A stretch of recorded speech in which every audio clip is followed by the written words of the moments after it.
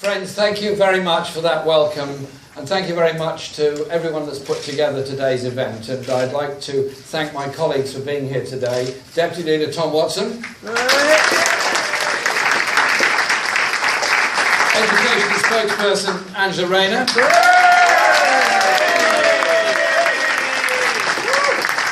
Shadow Chancellor John MacDonald.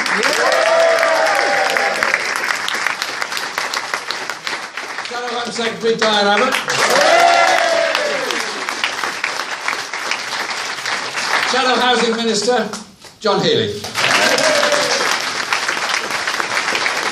I'd like also to welcome Alan Rouse, the leader of Nottinghamshire Council. Simon Hennig, the leader of Durham. And Nick Forbes, our leader on the Association of Local Government. Thank you all for coming here today. And thank you, Bethany, for that introduction you've just given us and for the work you do in speaking up for the young members and mobilising our student members all across Nottinghamshire. Thank you very much. It was a pleasure to speak with you in Nottingham University only last year, so thanks for everything you do for the party. Labour depends on all of its members to deliver our message of investment and social justice in every community across Britain. Over 250,000 people joined the Labour Party in the past 18 months because they saw that Labour has broken with the failed politics of the past and that they could be part of a new project for real change. Bold, confident, and yes, angry too. Because who wouldn't be angry when they see people lying on trolleys in hospital corridors, when they see more and more homeless people on the streets of this country, when they hear about a high street chain trying to pay young people in leftover food, when huge numbers of Sure Start centres have closed under the Tories, or when class sizes are rising as the Tories divert funds to grammar schools for a privileged few. And when social care for the elderly and disabled is in crisis, while the super rich and big business get tax giveaways worth £73 billion. How can you not be angry and demand major change when life expectancy in Britain for pensioners is falling? We are a rich country, the 6th richest in the world. We're not at war. There is no epidemic sweeping our land. But whether the Conservative Party chair can face the facts or not, life expectancy has actually fallen by a year for 65-year-old women and 6 months for 65-year-old men since 2013. The truth is that the Tories are running our country down. Home ownership, opportunities for our children, wages and conditions at work, the NHS, care for our elderly, and now life expectancy. They're all going backwards, run down by a Conservative government that looks after those at the top and manages decline for the rest of us. Britain is a wealthy country, but you wouldn't know it from the way people are held back in their everyday lives, from making a home for themselves and their families, building a career, pursuing their interests and ambitions. Local councils have made a huge difference to people's lives in so many ways, providing libraries and leisure centres, schools, building houses, making sure the elderly have the support they need. But since 2010, councils have seen their funding cut by 40%.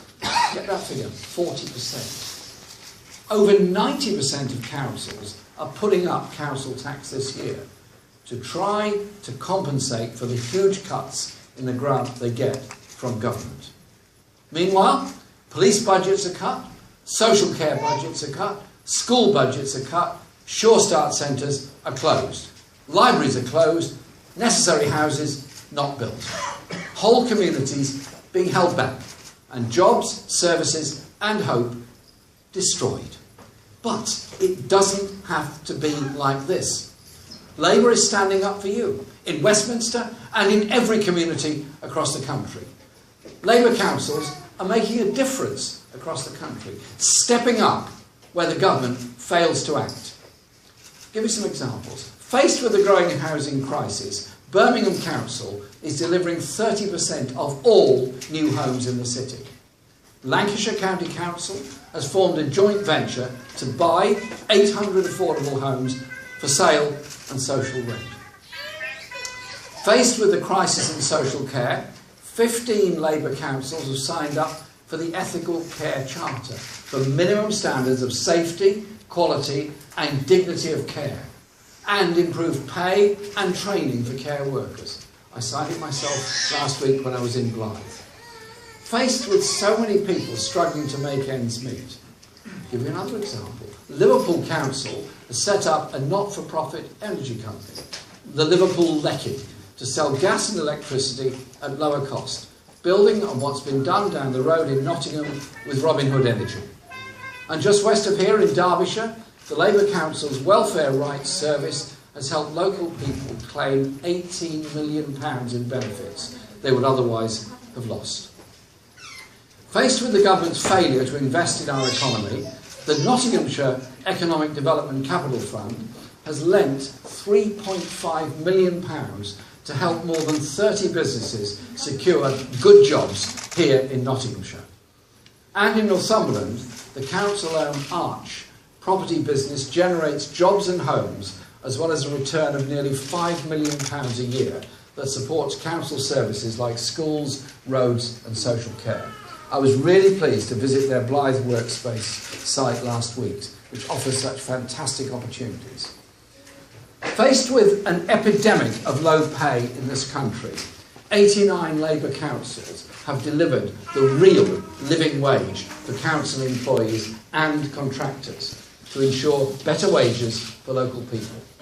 I'm very proud that my own borough led the way on that. These are just a few examples of how Labour councils are standing up for you and why you need Labour to be in power in towns, counties and city regions, as well as Westminster. The Conservatives justify tax cuts for the richest and big business by saying they will lead to an increase in investment. But in fact, investment has fallen, leaving us with an antiquated infrastructure and uncompetitive industries. The future of our country cannot be left to the free market and the whims of the wealthy.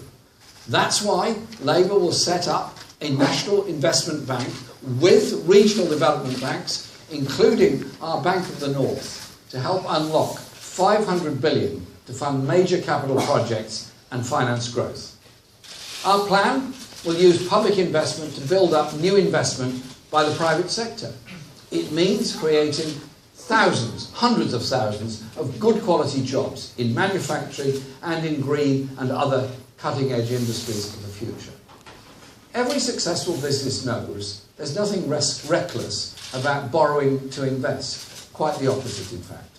Investment in infrastructure, skills, broadband and high-speed rail generates growth and generates greater tax revenues. It more than pays for itself.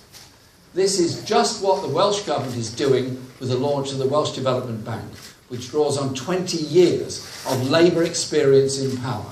Well done, the Welsh Government, on that. At this crucial time, we need to look to the future and ask ourselves what sort of country we want Britain to be.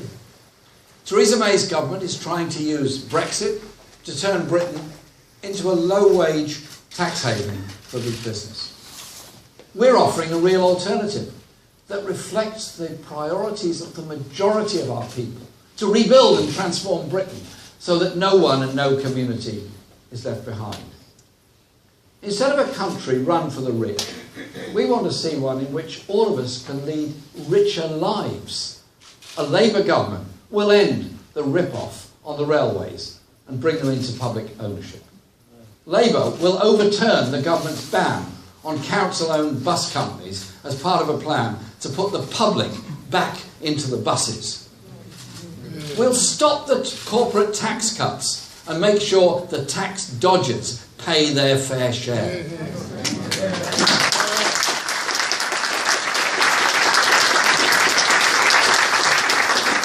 We'll invest in our children's education and skills for our workers.